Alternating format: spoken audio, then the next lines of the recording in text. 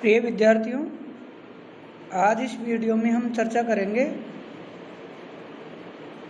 भारतीय समाज, धर्म, विशेषकर प्राचीन भारतीय समाज और धर्म के संदर्भ में आश्रम व्यवस्था।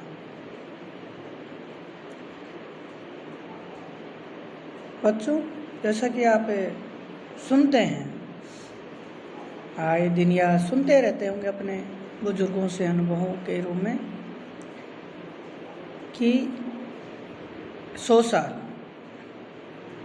मतलब मानव की उम्र ऐसे चाहे वो कितने साल जिए, 100 से ज़्यादा या कम, लेकिन एक आम हिंदू समाज में एक धारणा रहती है कि वो 100 साल अपनी उम्र मान के चलता है। आधी गुजर गई, आधी बची है, ये है वो है। तो इसके पीछे भारतीय समाज का जो ढांचा है या जो परंपराएं रही हैं, विधान रहे हैं, जिनमें आप आश्रम, पुरुषार्थ, संस्कार आदि पढ़ते हैं, उसी उत्तर वैदिक कालीन भारतीय समाज का एक पार्ट है, भाग है। समाज के संदर्भ में जब विभिन्न प्रकार के नई नई परंपराएं, विधान समाज में किए गए, तो उन्हीं में से वर्ण व्यवस्था के बाद में एक और विधान किया गया, वो आश्रम व्यवस्था का। आश्रम व्यवस्था, आश्रम का अगर साधारण बातों में करें, अपन जटिलताओं की तरफ नहीं जाते हैं, आश्रम व्यवस्था की एक साधारण सी बात करते हैं तो मानव जीवन को 100 वर्ष का मानते हुए उसको 4 भागों में बांटा गया है।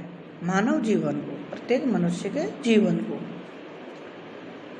और ये जो 4 भाग हैं या आश्रम हैं, वो एक आश्रय स्थल है। जैसे अपन को लंबी दूरी पर गए, यात्रा पर गए, जाते हैं, लंबी यात्रा हो जहाँ कुछ समय में, एक दिन में यात्रा पूरी नहीं होती है, तो मानव को कहीं न कहीं, मनुष्य को आश्रय लेना पड़ता है। तो आप ये मान के चलिए कि ये तो आश्रम व्यवस्था भी एक आश्रय स्थल ही है, जहाँ मनुष्य एक पड़ाव के रूप में, आश्रय के रूप में रुकता है, ठहरता है और फिर आगे के लिए तैयारी करता है और आगे प्रस्थान करता है। जैसे अपन कोई बस में यात्रा करते हैं, खुद की गाड़ी में, या पैदल, मान लीजिए आप पैदल यात्री है, शाम हो गई, वो रास्ते में रुकता है, विश्राम करता है और अगले सवेरे या अगले दिन वो अपने अगले पड़ाव पे निकल जाता है। वैसे ही आश्रम व्यवस्था भी मानव जीवन के पड़ाव हैं, जिनमें मनुष्य अपना आश्रय में रुकता है। वहाँ जो उसके दायित्व हैं, उसके जो फर्ज या कर्तव्य हैं, उसका धर्म है, उसकी जिम्मेदारियाँ हैं, वो पूरी करता है, निभाता है, और फिर वो पूरी करके इसके साथ उसको अधिकार मिलते हैं। फिर वो उनको पूरी करके अगले आश्रय के लिए प्रस्थान करता है। ये आश्रम व्यवस्था की एक साधारण अवधारणा, या यूँ कहेंगे एक साधारण सी समझने के लिए एक सिस्टम है, व्यवस्था है कि मानव जीवन को उन्होंने 4 भागों में बांट दिया। 100 वर्ष की उसकी आयु निर्धारित कर दी। अब ये अलग मैटर है कि ये 100 वर्ष तक कोई जीवित रहेगा नहीं रहेगा, ये कोई बड़ा इशू नहीं है। उन्होंने उसको घोषित कर दिया कि 4 भाग हैं मानव जीवन के, और चारों की 25-25 वर्ष की अवस्था या आयु निर्धारित है और वहाँ वो 25-25 वर्ष तक आश्रय अर्थात आश्रय में रहेगा, वहाँ रहेगा, उन आश्रमों में रहेगा और अगले आश्रम की तैयारी करेगा और इस आश्रम के अपने कर्तव्यों को पूरा करेगा। तो मित्रों, विद्यार्थियों, जब हम बात करते हैं आश्रम व्यवस्था की, तो इसमें पहला आश्रम, जैसा कि आप जानते हैं, ब्रह्मचर्य आश्रम। अगर इसकी साधारण सी बात करें, परिभाषा की बात करते हैं, तो ब्रह्मचर्य ब्रह्म के मार्ग पर चलने का प्रयाण करना, प्रस्थान करना, प्रयास करना। यूँ कहीं मैं सीधी सी भाषा में आपसे बात करता हूँ, जैसे आप देखते हैं कि ये जो समय है प्रारंभ से लेकर 25 वर्ष की आयु तक का ब्रह्मचर्य आश्रम, इसमें मनुष्य का जो प्रमुख उद्देश्य या ध्येय जो कार्य है वो है अध्ययन, शिक्षा प्राप्त करना। और ये ब्रह्मचर्य का मार्ग है, समय है, जिसमें बालक से, विद्यार्थी से, बालक बालिका, छात्र छात्रा, इसमें सभी आते हैं, स्त्री पुरुष कोई भेद नहीं है।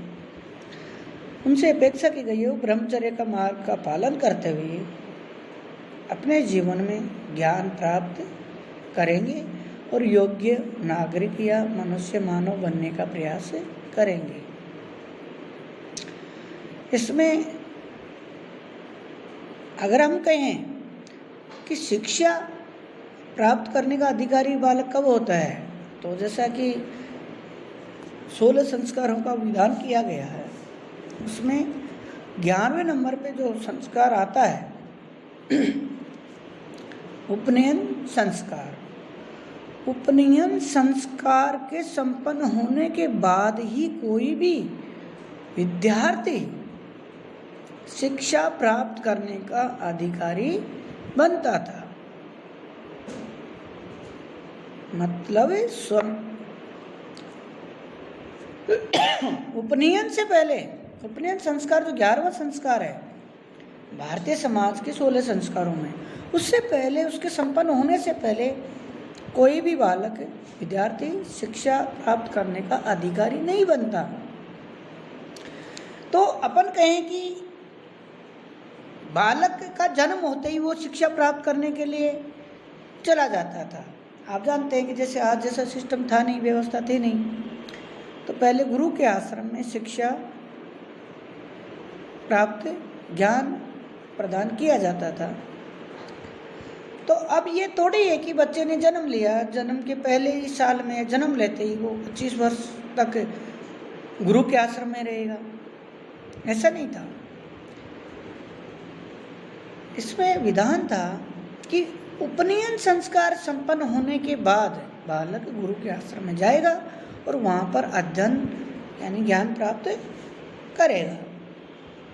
अब जैसा कि आप जानते हैं कि ब्राह्मण वर्ण का बालक अपने ही घर में ज्ञान शिक्षा प्राप्त करता था, बाहर जाने की जरूरत नहीं थी, तो उनका उपनयन संस्कार जल्दी संपन्न हो जाता था।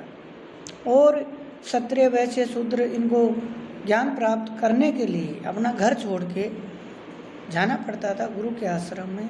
इसलिए जब बच्चा माँ बाप से, घर से दूर रहने के योग्य काबिल बनता था, जब इनका उपनयन संस्कार संपन्न होता था, और तभी बालक गुरु के आश्रम में जाकर शिक्षा प्राप्त, ज्ञान प्राप्त करने का अधिकारी बनता था। और 25 वर्ष तक, यानी जो ब्रह्मचर्य आश्रम का समय है, तब तक वो ज्ञान प्राप्त करने का प्रयास करता था और प्राप्त करता था। गुरु के आश्रम में ही रहता था, वहीं पर उसकी सेवा करता था और वहीं पर ज्ञान प्राप्त करता था। मित्रों, जो 14वां संस्कार है समावर्तन संस्कार, इसका शाब्दिक अर्थ होता है स्वगृह को वापसी। अर्थात बालक का जब ज्ञान पूर्ण हो जाता था तब वो अपने गृह प्रवेश के लिए या अपने घर के लिए प्रस्थान करता था और वो 14वां संस्कार संपन्न होता था और वो गृहस्थ जीवन में प्रवेश करता था। आगे की चर्चा अगले वीडियो में करें। Thank you.